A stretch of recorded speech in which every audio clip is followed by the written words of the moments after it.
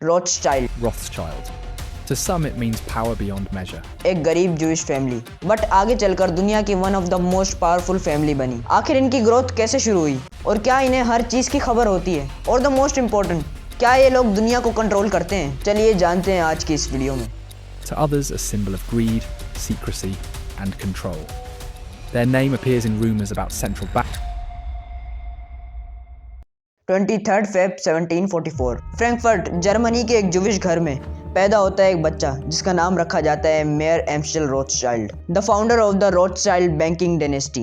ये बच्चा 12 साल की उम्र में यतीम हो गया और फिर उसने ओपेनहेमर बैंक हैनोवर से करेंसी एक्सचेंज और फाइनेंस से रिलेटेड बहुत सी चीज़ें सीखी। आगे बढ़ने से पहले ये समझिए कि उस वक्त यूरोप में जूस का क्या हाल था। उस वक्त यूरोप में जो जूस थे उन पर बहुत सारी सैंक्शंस लगी हुई थी, जैसा कि उनको रहने के लिए एक अलग जगह दी जाती थी जिसका नाम घेटो होता था। दूसरी सैंक्शन उनके ऊपर ये थी कि वो खुद से कोई प्रॉपर्टी ओन नहीं कर सकते थे। नंबर तीसरा, वो कोई गवर्नमेंट और आर्मी जॉब नहीं कर सकते थे। नंबर चौथा, वो किसी ट्रेड गिल्ड में शामिल नहीं हो सकते थे। गिल्ड को आप ऐसे समझिए कि यूरोप के पुराने वक्त में हर फील्ड में एक यूनियन होता था, तो ये वहां पर भी नहीं जा सकते थे। नंबर 5, ये कोई यूनिवर्सिटी वगैरह में भी दाखिला नहीं ले सकते थे। एंड द लास्ट, इन्हें सिटीजनशिप भी नहीं दी जाती थी, जिसकी वजह से इनके सिटीजन राइट्स भी नहीं थे और इन्हें स्पेशल टैक्सेस भी देने पड़ते थे। और अब इतनी सारी सैंक्शंस लगने के बाद सिर्फ एक ही फील्ड बची थी जहां पर जूस अपना काम कर सकते थे, और वो थी फाइनेंस। अब वापस आते हैं एम्स्टेल रोथस्चाइल्ड पर। तो ये हैनोवर से वापस आते हैं अपनी ये सब स्किल्स सीख कर और फ्रैंकफर्ट में आकर अपना काम एज अ फाइनेंसर शुरू करते हैं, और ये साथ ही में एक और काम भी करते हैं,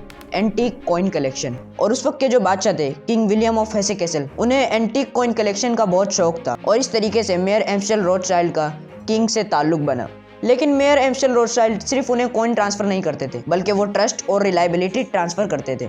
जब नेपोलियन वार्स में किंग को अपनी वेल्थ हाइड करनी थी, तो तब भी मेयर एम्स्टेल रोथस्चाइल्ड ने उनकी हेल्प करी, और उसके बाद से वो बन गए किंग के मोस्ट ट्रस्टेड मैन, और उन्हें टाइटल दिया गया द कोड फैक्टर, जिसका मतलब है रॉयल फाइनेंसर। इस पॉइंट तक मेयर एम्स्टेल रोथस्चाइल्ड काफ़ी अच्छी पोजीशन पर थे। अब मेयर एम्स्टेल रोथस्चाइल्ड के टोटल 5 बेटे थे। अब उसे एक बहुत ही ज़बरदस्त आइडिया आया, और उसने अपने 5 बेटों को बुलाया और उन्हें यूरोप के 5 अलग अलग और main cities Paris, Naples, London, Vienna और फ्रैंकफर्ट में भेज दिया, ताकि वो वहाँ जाए और वहाँ जाकर रोथस्चाइल्ड बैंक ओपन करें।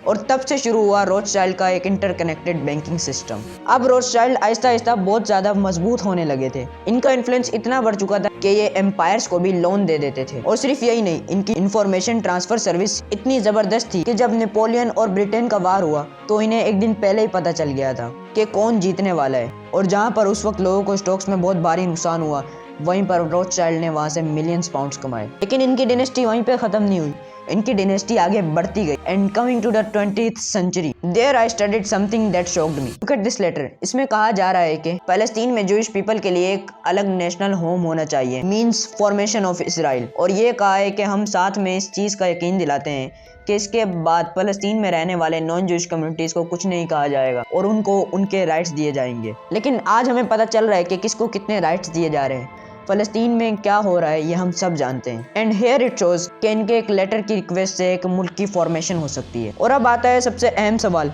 क्या ये वाकई दुनिया को कंट्रोल करते हैं? इसका जवाब थोड़ा कॉम्प्लिकेटेड है। 19th century तक ये फैमिली द ग्रेट ब्रिटेन तक को भी लोन देती थी, वही द ग्रेट ब्रिटेन जिसने इंडिया और अमेरिका पर भी रूल किया। एंड वी ऑल नो, जब हम किसी को लोन देते हैं तो उस पर हमारी कुछ कंडीशंस भी होती हैं। तो इससे एक बात तो जाहिर है कि 19th and 20th century तक बहुत ही ज़्यादा इन्फ्लुएंस था। बट आज डिनाई किया जाता है कि फैमिली किसी वर्ल्ड बैंक को ओन करती है या इस फैमिली का किसी कंट्री पर अच्छा खासा इन्फ्लुएंस है। एट द एंड ये बात पक्की है कि ये फैमिली इसराइल को और ज़ायनिस्ट मूवमेंट को तो सपोर्ट करती है। उम्मीद है आपको ये वीडियो अच्छी लगी होगी। अगर आपको ये वीडियो अच्छी लगी है तो मैं आपको रिकमेंड करूँगा कि आप इस वीडियो को भी देखिए। इसमें मैंने ग्लोबल एजेंडा 2030 के बारे में हर चीज़ बताई है और उसे एक्सपोज किया है। So go and watch it now. मैं मिलता हूँ आपसे अगली वीडियो में, तब तक के लिए अपना ख्याल रखें। खुदा हाफिज़।